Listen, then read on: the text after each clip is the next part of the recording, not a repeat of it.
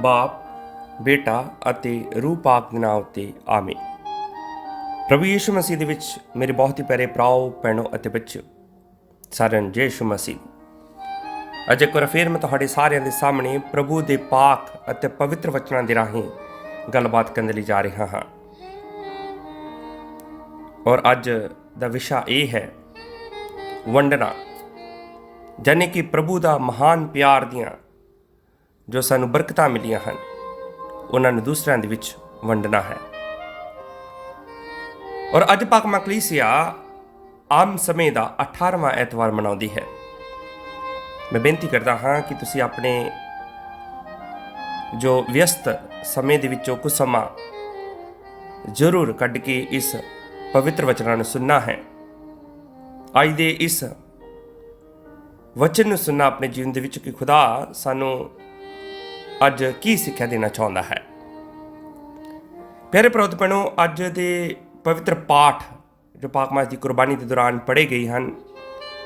ਪਹਿਲਾ ਪਾਠ ਯਸ਼ਾਇਆ ਨਬੀ ਦੇ ਗ੍ਰੰਥ ਉਹਦਾ 55 ਅਧਿਆਏ 1 ਤੋਂ ਲੈ ਕੇ 3 ਤੱਕ, ਅਤੇ ਦੂਸਰਾ ਪਾਠ ਸੰਤ ਪੌਲੁਸ ਰਸੂਲ ਦਾ ਰੋਮੀਆਂ ਦੇ ਪੱਤਰ ਉਹਦਾ 8 ਅਧਿਆਏ 35 ਅਤੇ 37 ਤੋਂ 39 ਤੱਕ, ਅਤੇ ਪਾਕ ਅੰਜੀਲ ਸੰਤ ਮਤੀ ਦੀ ਇੰਜੀਲ ਉਹਦਾ 13 ਅਧਿਆਏ ਤੋਂ 21 ਤੱਕ ਅਸੀਂ ਜੋ ਪੜ੍ਹਿਆ ਸੀ।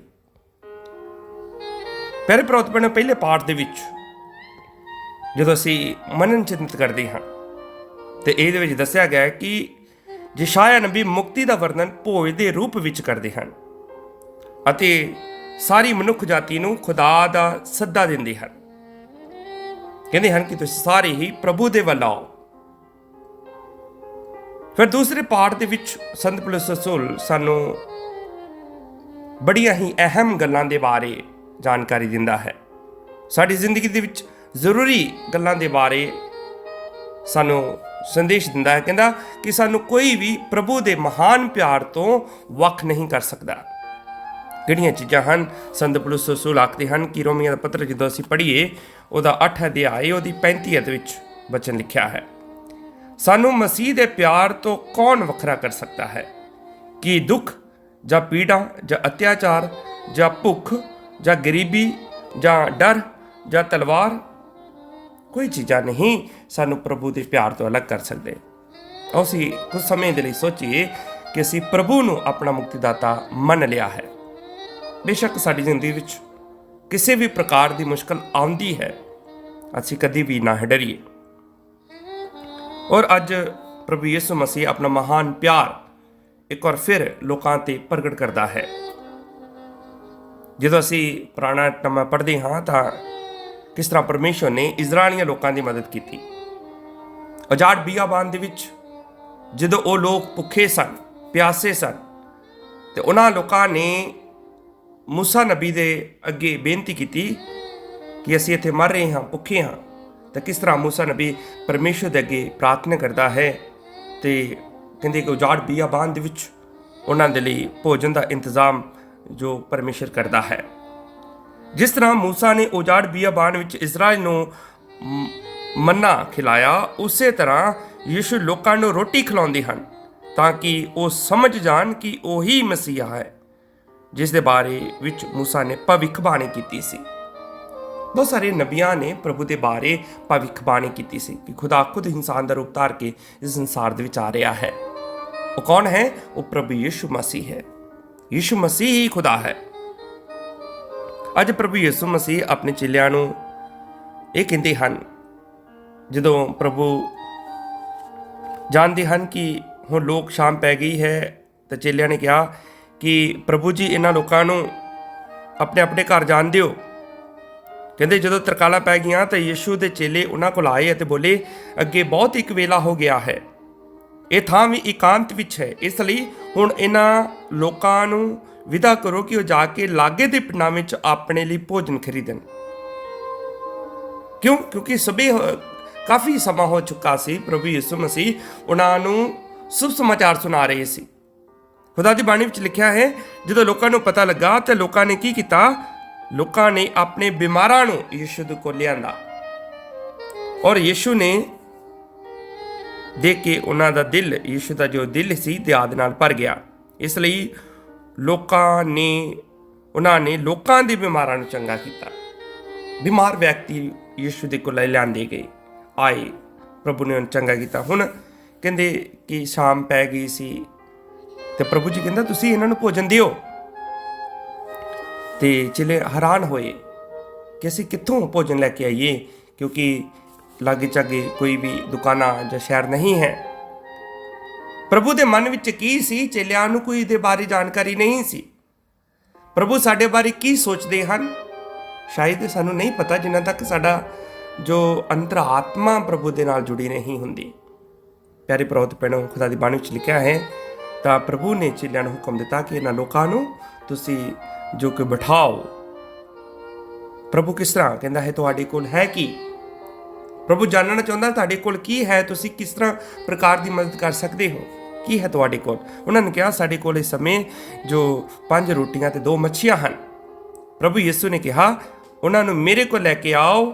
ਫਿਰ ਉਹਨਾਂ ਨੇ ਲੋਕਾਂ ਨੂੰ ਘਾਹ ਉੱਤੇ ਬੈਠਣ ਜਾਣ ਦਾ ਹੁਕਮ ਦਿੱਤਾ ਅਤੇ 5 ਰੋਟੀਆਂ ਨੂੰ ਅਤੇ 2 ਮੱਛੀਆਂ ਨੂੰ ਲੈ ਕੇ ਆਕਾਸ਼ ਵੱਲ ਅੱਖਾਂ ਚੁੱਕ ਕੇ ਪਰਮੇਸ਼ਰ ਦਾ ਧੰਨਵਾਦ ਕੀਤਾ। ਫਿਰ ਉਹ ਤੋੜ ਕੇ ਚੇਲਿਆਂ ਨੂੰ ਦੇਣ ਲੱਗੇ ਅਤੇ ਚੇਲੇ ਲੋਕਾਂ ਨੂੰ। ਕਿਸ ਪ੍ਰਕਾਰ ਪ੍ਰਭੂ ਨੇ ਉਹਨਾਂ ਦੀ ਜੋ ਕਿ ਸਰੀਰਕ ਭੁੱਖ ਨੂੰ ਦੂਰ ਕਰਦਾ ਹੈ। ਅੱਜ ਪ੍ਰਭੂ ਯਿਸੂ ਮਸੀਹ ਸਾਨੂੰ ਆਪਣੇ ਕੋਲ ਬੁਲਾਉਂਦਾ ਹੈ ਕਿ ਅਸੀਂ ਪ੍ਰਭੂ ਦੀ ਆਵਾਜ਼ ਸੁਣਨ ਦੇ ਲਈ ਤਿਆਰ ਹਾਂ ਜਾਂ ਨਹੀਂ। ਜੇ ਪ੍ਰਭੂ ਦੀ ਆਵਾਜ਼ ਸੁਣਾਂਗੇ ਤੇ ਭੈਣੋ ਤੇ ਭਰਾਓ, ਪ੍ਰਭੂ ਹਰ ਤਰ੍ਹਾਂ ਦੀ ਬਰਕਤ ਸਾਨੂੰ ਦੇਣ ਦੇ ਲਈ ਤਿਆਰ ਹੈ।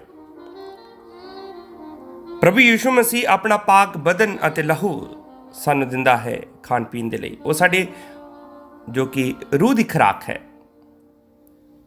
ਫਿਰ ਪ੍ਰਭੂ ਯਿਸੂ ਮਸੀਹ ਸਾਡੀ ਜੋ ਸਰੀਰਕ ਭੁੱਖ ਨੂੰ ਦੂਰ ਕਰਨ ਦੇ ਲਈ ਸਾਨੂੰ ਰੋਟੀ ਦਿੰਦਾ ਹੈ। ਪ੍ਰਭੂ ਤੇ ਭਰੋਸਾ ਰੱਖੀਏ ਆਪਣੇ ਜੀਵਨ ਦੇ ਵਿੱਚ। ਅਸੀਂ ਪ੍ਰਭੂ ਤੇ ਭਰੋਸਾ ਰੱਖੀਏ ਆਪਣੇ ਜੀਵਨ ਦੇ ਵਿੱਚ। ਇੱਕ ਵਾਰ ਦੀ ਗੱਲ ਹੈ ਕਿ ਸੰਤ ਜੌਨ ਮੇਰੀ ਵਿਆਨੀ ਆਪਣੇ ਚਰਚ ਦੇ ਵਿੱਚ ਜਦੋਂ ਪ੍ਰੋਹਿਤ ਸੀ ਬੈਠੇ ਹੋਏ ਸਨ ਅਤੇ ਉਹ ਦੇਖਦਾ ਹੈ ਕਿ ਇੱਕ ਕਿਸਾਨ ਆਦਮੀ ਆ ਕੇ ਦੁਆ ਕਰ ਰਿਹਾ ਹੈ ਅਤੇ ਉਹ ਅਕਸਰ ਹੀ ਆ ਕੇ ਸਵੇਰੇ ਦੁਆ ਕਰਦਾ ਹੁੰਦਾ ਸੀ ਜਾਂ ਦਿਨ ਦੇ ਕਿਸੇ ਵੀ ਟਾਈਮ ਦੇ ਵਿੱਚ। ਅਤੇ ਇੱਕ ਦਿਨ ਸੰਤ ਜੌਨ ਮੇਰੀ ਵਿਆਨੀ ਨੇ ਉਸ ਨੂੰ ਪੁੱਛਿਆ, ਭਾਈ ਤੂੰ ਹਮੇਸ਼ਾ ਚਰਚ ਦੇ ਜਾਣ ਕੇ ਬੜੇ ਸ਼ਾਂਤ ਮਨ ਦੇ ਨਾਲ ਬੈਠਾ ਹੈ ਅਤੇ ਤੂੰ ਟਰਬਨਾਕਲ ਦੇ ਸਾਹਮਣੇ ਜਾਂ ਪਾਕ ਸੰਦੂਕ ਦੇ ਸਾਹਮਣੇ ਦੇਖਦਾ ਰਹਿੰਦਾ ਹੈ, ਤੂੰ ਕੀ ਦੇਖਦਾ ਹੈ ਔਰ ਤੂੰ ਇਸ ਤਰ੍ਹਾਂ ਕਿਉਂ ਬੈਠਦਾ ਹੈ? ਤੇ ਪਿਆਰੇ ਭਰਾਓ ਭੈਣੋ, ਉਸ ਆਦਮੀ ਦਾ ਜਵਾਬ ਇਹ ਸੀ ਕਿ ਫਾਦਰ, ਮੈਂ ਪਾਕ ਸੰਦੂਕ ਦੇ ਵਿੱਚ ਪ੍ਰਭੂ ਨੂੰ ਦੇਖਦਾ ਹਾਂ ਔਰ ਪ੍ਰਭੂ ਮੈਨੂੰ ਵੇਖਦਾ ਹੈ। ਅਤੇ ਕਹਿੰਦੇ ਸੰਤ ਜੌਨ ਮੇਰੀ ਵਿਆਨੀ ਇਸ ਗੱਲ ਨੂੰ ਸੁਣ ਕੇ, ਜਵਾਬ ਨੂੰ ਸੁਣ ਕੇ ਬੜਾ ਖੁਸ਼ ਹੋਏ ਕਿ ਕਿੰਨਾ ਮਹਾਨ ਜੋ ਪਿਆਰ ਹੈ ਇਹਦਾ ਪ੍ਰਭੂ ਦੇ ਨਾਲ। ਕਹਿੰਦਾ ਅਰਥ ਹੋਇਆ ਕਿ ਅਸੀਂ ਵੀ ਯਿਸੂ ਦੇ ਨਾਲ ਹਮੇਸ਼ਾ ਆਪਣਾ ਰਿਸ਼ਤਾ ਜੋ ਕਾਇਮ ਰੱਖੀਏ। ਪ੍ਰਭੂ ਜੀ ਕਹਿੰਦੇ ਹਨ ਤੁਸੀਂ ਕਦੀ ਵੀ ਆਪਣੀ ਜ਼ਿੰਦਗੀ 'ਚ ਨਿਰਾਸ਼ ਨਾ ਹੋਵੋ, ਹਮੇਸ਼ਾ ਦੁਆ ਕਰਦੇ ਰਹੋ ਔਰ ਦੁਆ ਨਿਰੰਤਰ ਕਰਦੇ ਰਹੋ। ਸਭ ਤੋਂ ਮੇਰੇ ਪਿਆਰੇ ਭਰਾਓ ਤੇ ਭੈਣੋ, ਖੁਦਾ ਦੇ ਮਹਾਨ ਪਿਆਰ ਨੂੰ ਅਨੁਭਵ ਅਸੀਂ ਆਪਣੇ ਜੀਵਨ ਵਿੱਚ ਕਰ ਸਕਦੇ ਹਾਂ ਜਦੋਂ ਅਸੀਂ ਪ੍ਰਭੂ ਦੇ ਨਾਲ ਰਹਿਣਾ ਸਿੱਖ ਜਾਈਏ। ਸਾਡਾ ਵਿਸ਼ਵਾਸ ਹੀ ਸਾਨੂੰ ਪ੍ਰਭੂ ਦੇ ਵੱਲ ਕੇ ਲੈ ਕੇ ਆਉਂਦਾ ਹੈ। ਖੁਦਾ ਦੇ ਵਚਨ ਸਾਡੇ ਰੂਹ ਦੀ ਖੁਰਾਕ ਹੈ। ਪਾਕ ਯੂਕਰਿਸਟ ਸਾਡੇ ਰੂਹ ਦੀ ਖੁਰਾਕ ਹੈ। ਅਸੀਂ ਪ੍ਰਭੂ ਦੇ ਅੱਗੇ ਵਿਸ਼ਵਾਸ ਕਰੀਏ, ਹਰ ਰੋਜ਼ ਦੁਆ ਕਰੀਏ ਆਪਣੇ ਆਪ ਦੇ ਲਈ, ਆਪਣੇ ਬੱਚਿਆਂ ਦੇ ਲਈ, ਆਪਣੇ ਭੈਣ ਭਰਾਵਾਂ ਦੇ ਲਈ। ਯਿਸੂ ਚੰਗਾ ਕਰਦਾ ਲੋਕਾਂ ਨੂੰ ਹਮੇਸ਼ਾ। ਯਿਸੂ ਬਿਮਾਰਾਂ ਨੂੰ ਚੰਗਾ ਕਰਦਾ ਹੈ। ਖੁਦਾ ਦੀ ਬਾਣੀ ਵਿੱਚ ਲਿਖਿਆ ਹੈ, ਸੰਤ ਮਤੀ ਦੀ ਇੰਜੀਲ ਉਹਦਾ ਜਦੋਂ 14 ਅਧਿਆਏ ਉਹਦੀ 35 ਆਇਤ ਵਿੱਚ ਪੜ੍ਹੀਏ ਤਾਂ ਉਹਦੇ ਵਿੱਚ ਲਿਖਿਆ ਹੈ, ਉੱਥੇ ਲੋਕਾਂ ਨੇ ਯਿਸੂ ਨੂੰ ਪਛਾਣ ਲਿਆ। ਕਿੱਥੇ? ਜਦੋਂ ਪ੍ਰਭੂ ਯਿਸੂ ਮਸੀਹ ਉਹ ਝੀਲ ਪਾਰ ਕਰਕੇ ਗਨੇਸਰਤ ਦੀ ਧਰਤੀ ਉੱਤੇ ਪਹੁੰਚੇ ਸਨ ਤੇ ਲਿਖਿਆ, ਇਸ ਲਈ ਉਹਨਾਂ ਨੇ ਉਸ ਇਲਾਕੇ ਦੇ ਸਭ ਪਾਸੇ ਬਿਮਾਰਾਂ ਦੇ ਲਈ ਸੁਨੇਹਾ ਘੱਲਿਆ ਤੇ ਉਹ ਬਿਮਾਰਾਂ ਨੂੰ ਯਿਸੂ ਦੇ ਕੋਲ ਲਿਆ ਕੇ ਆਏ। ਲੋਕਾਂ ਨੇ ਯਿਸੂ ਅੱਗੇ ਬੇਨਤੀ ਕੀਤੀ ਕਿ ਉਹ ਬਿਮਾਰਾਂ ਨੂੰ ਘੱਟ ਤੋਂ ਘੱਟ ਆਪਣਾ ਪੱਲਾ ਹੀ ਛੂਹ ਲੈਣ ਦੇਣ। ਸੋ ਜਿਨ੍ਹਾਂ ਨੇ ਵੀ ਯਿਸੂ ਦਾ ਪੱਲਾ ਛੂਹਿਆ ਉਹ ਚੰਗੇ ਹੋ ਗਏ। ਤੁਹਾਨੂੰ ਯਾਦ ਹੋਵੇਗਾ ਕਿ ਸੰਤ ਮਤੀ ਦੀ ਅੰਜੀਲ ਵਿੱਚ ਇੱਕ ਜੋ ਔਰਤ ਦੇ ਬਾਰੇ ਦੱਸਿਆ ਗਿਆ ਹੈ ਜਿਸ ਨੇ ਯਿਸੂ ਦਾ ਪੱਲਾ ਛੂਹਿਆ ਸੀ, ਜਿਸ ਨੂੰ ਰਤਵਾਨ ਦੀ ਬਿਮਾਰੀ ਦਾ ਰੋਗ ਸੀ। ਯਿਸੂ ਦੇ ਪੱਲੇ ਛੂਹਣ ਦੇ ਨਾਲ ਉਹ ਔਰਤ ਚੰਗੀ ਹੋ ਜਾਂਦੀ ਹੈ। ਕਹਿੰਦੇ ਜਦੋਂ ਸੰਤ ਪਤਰਸ ਵੀ ਲੰਘਦਾ ਸੀ ਗਲੀਆਂ ਦੇ ਵਿੱਚੋਂ ਦੀ, ਤੇ ਲੋਕ ਕਹਿੰਦੇ ਘੱਟੋ ਘੱਟ ਉਹਦਾ ਉਹ ਪੱਲਾ ਹੀ ਛੂਹ ਲੈਣ ਤਾਂ ਬਿਮਾਰ, ਜਾਂ ਉਹਦਾ ਪਰਛਾਵਾਂ ਹੀ ਪੈ ਲਵੇ ਤਾਂ ਬਿਮਾਰ ਚੰਗੀ ਹੋ ਜਾਣਗੇ। ਪ੍ਰਭੂ ਆਪਣੇ ਚੁਣਿਆ ਹੋਇਆਂ ਨੂੰ ਕਿੰਨੀ ਬਰਕਤ ਦਿੰਦਾ ਹੈ। ਪ੍ਰਭੂ ਦੇ ਕੋਲ ਕਿੰਨੀ ਮਹਾਨ ਬਰਕਤ ਹੈ। ਅਸੀਂ ਖੁਦਾ ਦਾ ਧੰਨਵਾਦ ਕਰੀਏ ਕਿ ਖੁਦਾ ਨੇ ਸਾਨੂੰ ਚੁਣਿਆ ਹੈ। ਤੁਸੀਂ ਪ੍ਰਭੂ ਦੇ ਧੀਆਂ ਪੁੱਤਰ ਹੋ। ਅਸੀਂ ਸਾਰੇ ਪ੍ਰਭੂ ਦੇ ਧੀਆਂ ਪੁੱਤਰ ਹਾਂ। ਜਿਨ੍ਹਾਂ ਨੂੰ ਖੁਦਾ ਨੇ ਚੁਣਿਆ ਹੈ ਉਹਨਾਂ ਨੂੰ ਕੋਈ ਵੀ ਮਸੀਹ ਦੇ ਪਿਆਰ ਤੋਂ ਅਲੱਗ ਨਾ ਕਰੇ। ਅਸੀਂ ਪ੍ਰਭੂ ਦਾ ਧੰਨਵਾਦ ਕਰੀਏ ਆਪਣੇ ਜੀਵਨ ਦੇ ਵਿੱਚ, ਅਤੇ ਪ੍ਰਭੂ ਦੇ ਵੱਲ ਹਮੇਸ਼ਾ ਦੇਖੀਏ। ਜਿੰਨਾ ਸਾਡਾ ਧਿਆਨ, ਜਿੰਨਾ ਤੱਕ ਸਾਡਾ ਧਿਆਨ ਪ੍ਰਭੂ ਦੇ ਵੱਲ ਹੈ, ਤਾਂ ਉਦੋਂ ਸਾਨੂੰ ਜੋ ਸੰਸਾਰਿਕ ਜੋ ਮੁਸ਼ਕਲਾਂ ਸਾਡਾ ਕੁਝ ਵੀ ਨਹੀਂ ਵਿਗਾੜ ਸਕਦੀਆਂ। ਮੈਂ ਤੁਹਾਨੂੰ ਦੱਸਦਾ ਹਾਂ, ਸੰਤ ਮਤੀ ਦੀ ਅੰਜੀਲ ਵਿੱਚ ਲਿਖਿਆ ਹੈ, ਸੰਤ ਮਤੀ ਦੀ ਅੰਜੀਲ ਉਹਦਾ ਜੋ 14 ਅਧਿਆਇ ਦੇ ਵਿੱਚ ਇੱਕ ਵਚਨ ਲਿਖਿਆ ਹੈ ਕਿ ਜਦੋਂ ਪ੍ਰਭੂ ਯਿਸੂ ਮਸੀਹ ਪਾਣੀ ਉੱਤੇ ਚੱਲਦੇ ਹਨ ਤਾਂ ਕਹਿੰਦੇ ਕਿ ਯਿਸੂ ਕਿਸ਼ਤੀ ਦੇ ਵਿੱਚ ਚੇਲਿਆਂ ਦੇ ਨਾਲ ਸਵਾਰ ਸਨ ਤੇ ਇੱਕਦਮ ਹਨੇਰੀ ਤੂਫਾਨ ਆ ਗਿਆ, ਅਤੇ ਕਿਸ ਤਰ੍ਹਾਂ ਪ੍ਰਭੂ ਯਿਸੂ ਮਸੀਹ ਦਾ ਜੋ ਚੇਲਾ ਸੰਤ ਪਤਰਸ ਦੇਖਦਾ ਹੈ ਕਿ ਯਿਸੂ ਪਾਣੀ ਉੱਤੇ ਚੱਲ ਰਹੇ ਹਨ, ਤਾਂ ਸੰਤ ਪਤਰਸ ਵੀ ਕਹਿੰਦਾ ਹੈ ਕਿ ਪ੍ਰਭੂ, ਕੀ ਮੈਂ ਪਾਣੀ ਉੱਤੇ ਚੱਲ ਸਕਦਾ ਹਾਂ? ਤੇ ਪ੍ਰਭੂ ਯਿਸੂ ਨੇ ਕਿਹਾ, ਕਿਉਂ ਨਹੀਂ। ਕਹਿੰਦੇ ਜਿੰਨਾ ਤੱਕ ਸੰਤ ਪਤਰਸ ਦਾ ਧਿਆਨ ਪ੍ਰਭੂ ਯਿਸੂ ਮਸੀਹ ਦੇ ਵੱਲ ਲੱਗਾ ਰਿਹਾ ਤਾਂ ਸੰਤ ਪਤਰਸ ਪਾਣੀ ਉੱਤੇ ਚੱਲਦੇ ਰਹੇ। ਪਰ ਜਦੋਂ ਉਹਦਾ ਧਿਆਨ ਹਨੇਰੀ ਤੂਫਾਨ ਝੱਖੜ ਵੱਲ ਗਿਆ ਤਾਂ ਸੰਤ ਪਤਰਸ ਪਾਣੀ ਵਿੱਚ ਡੁੱਬਣ ਲੱਗੇ। ਤੇ ਪ੍ਰਭੂ ਯਿਸੂ ਮਸੀਹ ਨੇ ਉਸੇ ਵੇਲੇ ਆਪਣਾ ਹੱਥ ਅੱਗੇ ਵਧਾ ਕੇ ਉਸ ਨੂੰ ਫੜ ਲਿਆ ਤੇ ਉਸ ਨੂੰ ਕਿਹਾ, ਤੇਰਾ ਵਿਸ਼ਵਾਸ ਕਿੰਨਾ ਘੱਟ ਹੈ, ਤੂੰ ਸ਼ੱਕ ਕਿਉਂ ਕੀਤਾ? ਪ੍ਰਭੂ ਯਿਸੂ ਮਸੀਹ ਨੇ ਉਸ ਨੂੰ ਡੁੱਬਣ ਨਹੀਂ ਦਿੱਤਾ। ਸਾਨੂੰ ਕਦੇ ਵੀ ਸ਼ੱਕ ਨਹੀਂ ਕਰਨਾ ਪ੍ਰਭੂ ਦੀ ਖੁਦਾਈ ਤੇ, ਪ੍ਰਭੂ ਦੇ ਮਹਾਨ ਪਿਆਰ ਤੇ। ਹਮੇਸ਼ਾ ਸਾਡਾ ਵਿਸ਼ਵਾਸ ਮਜ਼ਬੂਤ ਹੋਵੇ। ਹਰ ਤਰ੍ਹਾਂ ਦੀ ਪਰਿਸਥਿਤੀ ਦੇ ਵਿੱਚ ਅਸੀਂ ਪ੍ਰਭੂ ਨੂੰ ਆਪਣਾ ਮੁਕਤੀਦਾਤਾ ਮੰਨਣਾ ਹੈ। ਔਰ ਅੱਜ ਦਾ ਜੋ ਸੰਦੇਸ਼ ਸਾਨੂੰ ਇਹ ਪਾਕ ਅੰਜੀਲ ਦੇ ਵੱਲੋਂ ਮਿਲਦਾ ਹੈ ਉਹ ਇਹ ਹੈ ਕਿ ਪ੍ਰਭੂ ਸਾਡਾ ਜੋ ਜੀਵਨ ਹੈ, ਪ੍ਰਭੂ ਦਾ ਵਚਨ ਸਾਡੇ ਲਈ ਰੂਹ ਦੀ ਖੁਰਾਕ ਹੈ। ਪ੍ਰਭੂ ਦਾ ਪਾਕ ਬਦਨ ਅਤੇ ਲਹੂ ਸਾਡੇ ਰੂਹ ਦੀ ਖੁਰਾਕ ਹੈ। ਹਮੇਸ਼ਾ ਇਹ ਸਾਨੂੰ ਸਵੀਕਾਰ ਕਰਨ ਦੇ ਲਈ, ਪ੍ਰਾਪਤ ਕਰਨ ਦੇ ਲਈ ਸਾਡੇ ਮਨ ਵਿੱਚ ਹਮੇਸ਼ਾ ਚਿੰਤਾ ਹੋਣੀ ਚਾਹੀਦੀ ਹੈ।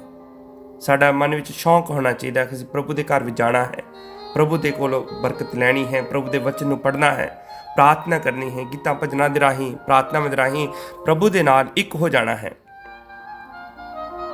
ਅਸੀਂ ਪ੍ਰਭੂ ਦੇ ਵੱਲ ਵੇਖੀਏ ਜੋ ਸਾਡੀ ਪੂਰਨਤਾ ਹੈ। ਪ੍ਰਭੂ ਨੇ ਸਾਨੂੰ ਆਪਣੇ ਕੋਲ ਬੁਲਾਉਂਦਾ ਹੈ। ਪ੍ਰਭੂ ਸਾਨੂੰ ਬਹੁ ਮਾਤਰਾ ਦੇ ਵਿੱਚ ਜੋ ਜੀਵਨ ਦੇਣਾ ਚਾਹੁੰਦਾ ਹੈ। ਉਹ ਸਾਨੂੰ ਕਦੀ ਤਿਆਗਦਾ ਨਹੀਂ ਹੈ, ਸਾਨੂੰ ਕਦੀ ਛੱਡਦਾ ਨਹੀਂ ਹੈ।